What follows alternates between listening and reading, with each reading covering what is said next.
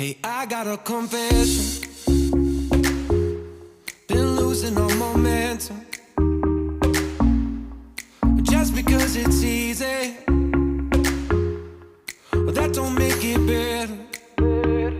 네, 반갑습니다. 도도튜브의 위드파파입니다. 오늘은 6월 출시가 확정되었지만 출시가 다소 지연되었다는 소식이 들리는 산타페 TM 페이스리프트와 소렌토 풀체인지의 두 차량의 장단점을 비교해보는 시간을 가져볼까 하는데요.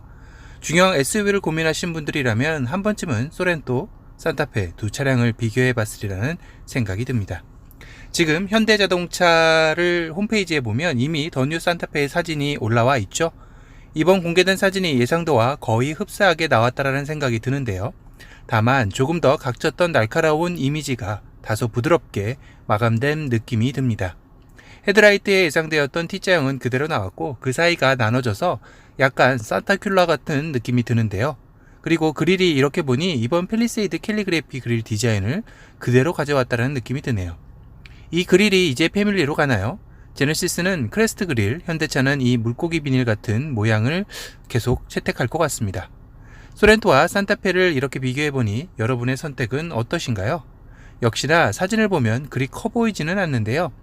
측 후면의 변화는 전면에 비해 변화가 거의 없다고 봐도 무방할 정도입니다. 테일램프는 크게 변화보다는 안에 점등 패턴이 변하고 테일램프를 연결해주는 리플렉터 밴드를 추가해 마치 램프가 하나로 연결된 느낌을 주고 있습니다. 범퍼 하단 역시 리플렉터를 더해 수평형의 모양으로 전체적인 안정감을 추구했네요.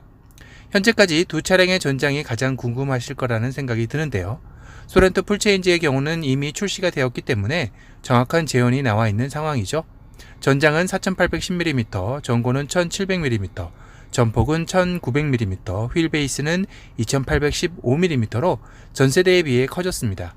그럼 아직 출시 전인 산타페 TM의 페이스 리프트의 경우는 어떨까요? 실내의 모습은 나왔지만 아직 제원등은 공개되지 않은 상황인데요. 공개된 측면 사진을 보면 그리 커진 것 같지는 않습니다. 사실 이달 전만 해도 전장과 휠 베이스가 소렌토를 이길 것이라고 예상되었었죠. 그래서 크기 면에서 다시 한번 산타페가 소렌토를 앞설 것으로 예견되었었는데요. 출시가 다가오면서 차량의 재원 소식이 속속 들려오며 현행 산타페 TM과 큰 변화가 없다라는 소식들이 들려왔습니다.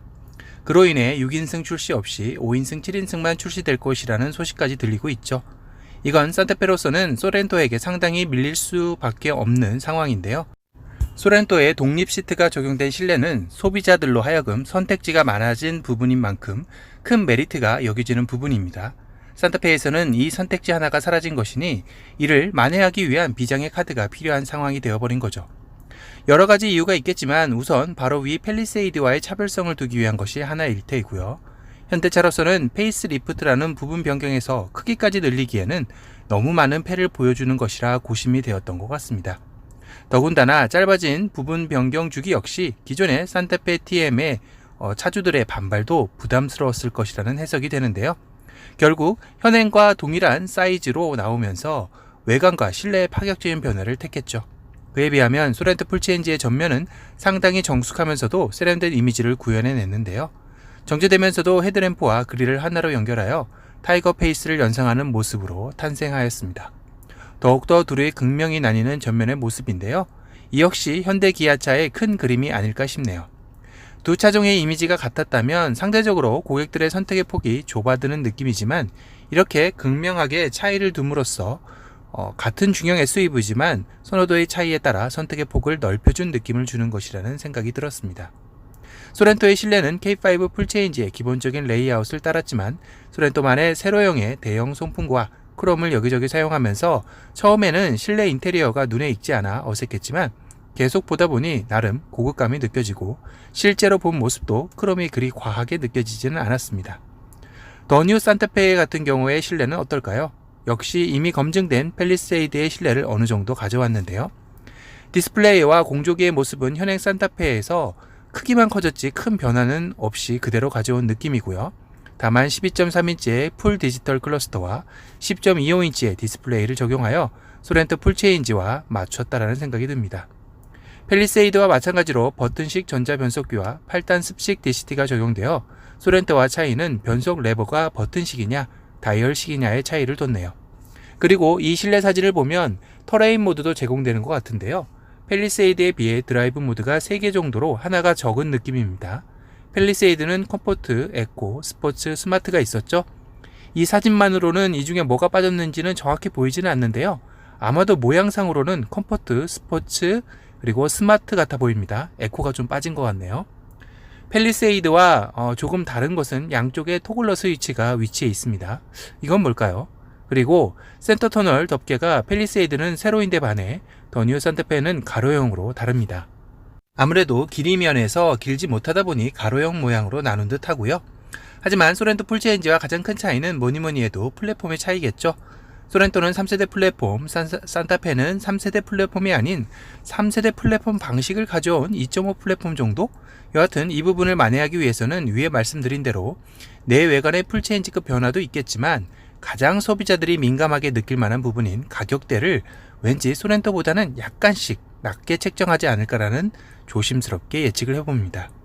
엔진 라인업 2리터의 디젤과 1.6 하이브리드, 2.5 가솔린 터보가 탑재될 예정이라고 합니다.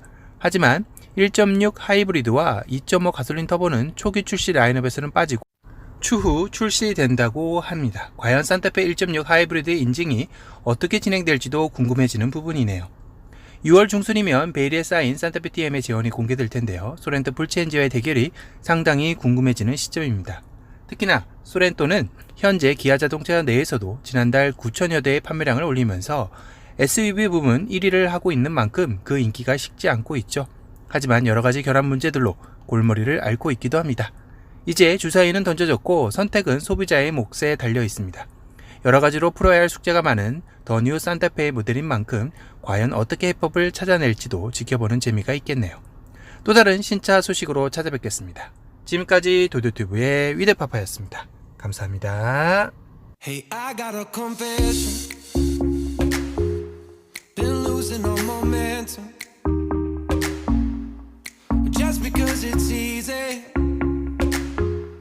well, that don't make it better.